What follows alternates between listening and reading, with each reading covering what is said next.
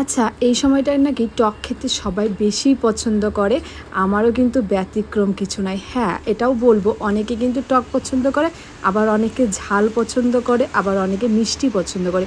আমার কিন্তু টক আর ঝালটা বেশি পছন্দ হচ্ছে। যদিও আমি বরাবর মিষ্টি জিনিসটা অতটা পছন্দ করি না, কিন্তু এখন প্রেগনেন্ট হওয়ার পর থেকে কিন্তু আমার আরও যেন ঝাল আর টকটা বেশি পছন্দ হচ্ছে। বরাবরই আমার আচারের প্রতি এতটাই লোভ যে আমার যে 7 মাস চললো, 7 মাসে কিন্তু আমার বর দোকান থেকে কিনে কিনে এনে খাইয়েছে, কিন্তু এই 8 মাসে আসার পরে আর ওখানে ছিলাম যেহেতু কে বানিয়ে খাওয়াবে, সেজন্য আমার ঘরে বানানোও হয়নি। আমি ভাবছিলাম কবে আমার মার কাছে যাব আর মা আমাকে বানিয়ে খাওয়াবে। তবুও কিন্তু আমার বর ওখানে গুজরাটে বড়ই খুঁজছিল, তারপরে তেঁতুল খুঁজেছিল, কিন্তু পাওয়া যায় না বড়ইটা। আর এখানে তো এখন সিজন নেই, তবু কিন্তু বাজারে কিন্তু এই শুকনো বড়াইগুলো কিনতে পাওয়া যায়।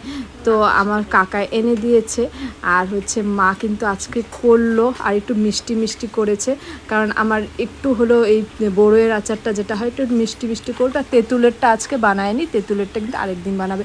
আর এত টেস্টি হয়েছিল, কার কার জিভে জল চলে এলো।